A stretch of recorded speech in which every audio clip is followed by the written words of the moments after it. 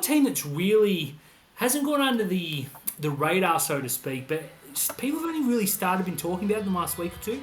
Notice the Des Hasler guided Gold Coast Titans. Probably, I would say second favourite team because I wish nothing but negativity on anyone who aren't the Sharks. But this is a team who are, pretty likeable. The best away trip of the season. They've got a very good coach come in and they've got a good roster. Pretty much all the feeling across the trial weekend was about how much they're going to improve and how much they're going to push for the 8.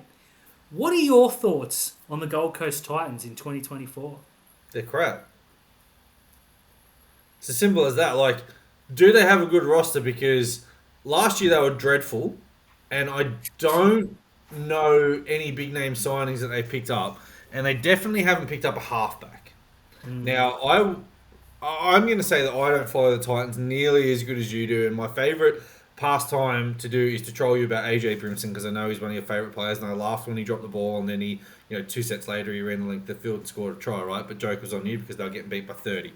They're entering into the season with the ghost of Kieran Foran and Tanner Boyd as the halves. Now, I read an article today saying that Tanner Boyd has done everything and he's been excellent.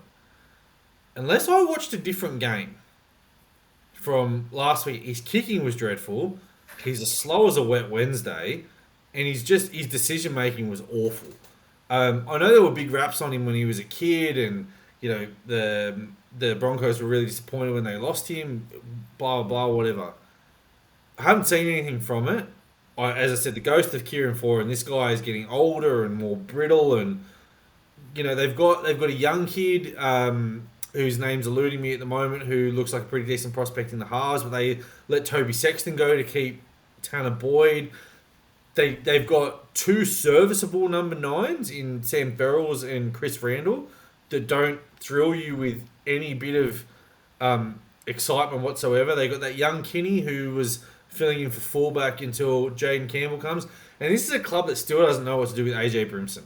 Like, they have got, and I know that I do it to troll you, but they have got one of the most naturally gifted rugby league players on their books, and they haven't been able to make him a fullback. They haven't been able to make him 5'8". They haven't been able to make him a halfback. And now because they went and got Jaden Campbell, who Brimson's probably better than, they turn around and go, we'll shove you into the centres.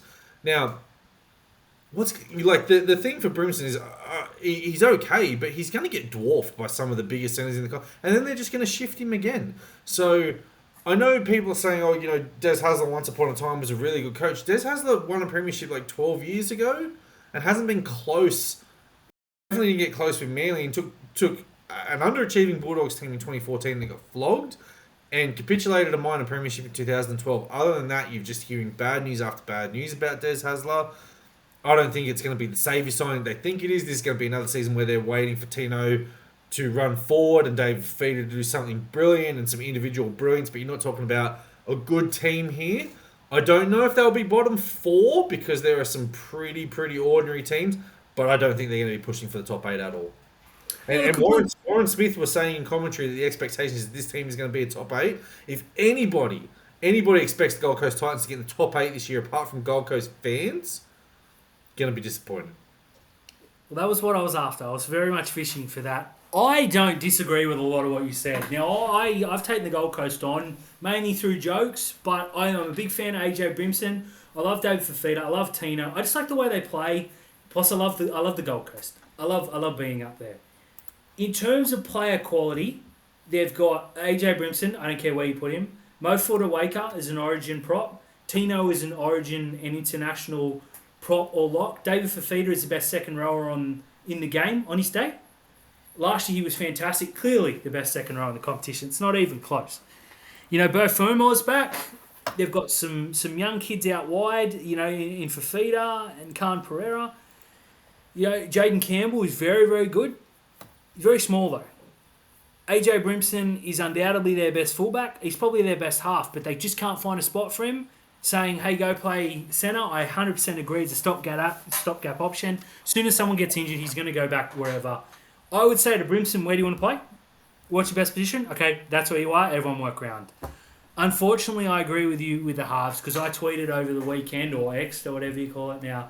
It's hard to get excited about a season when your halfback is Tanner Boyd. And I don't mean to single him out. I don't mean any disrespect. He could play rings around anything I could ever do, even on the Xbox or PlayStation. But going in, he's probably the 15th or 16th best half in the competition. And that's just cold, hard facts. Des Hasler isn't the saviour, is where I want to go with this, though. When they sign him, Des Hasler, in his day, could get the best out of players. He won a premiership with a young Daly Cherry Evans, and he made Kieran Foran a superstar. Now, Kieran Foran is a different player now, but he always got his best football out of him under Des Hasler. So I think they're hoping for that magic again. I just can't see it happening at this point in his career. Going back to Des Hasler, though, I agree, unfortunately, with everything you said. This is a bloke who was sacked from Manly. He left the Bulldogs in absolute shambles. He back-ended contracts to the point they were so bad that they actually outlawed back-ending contracts.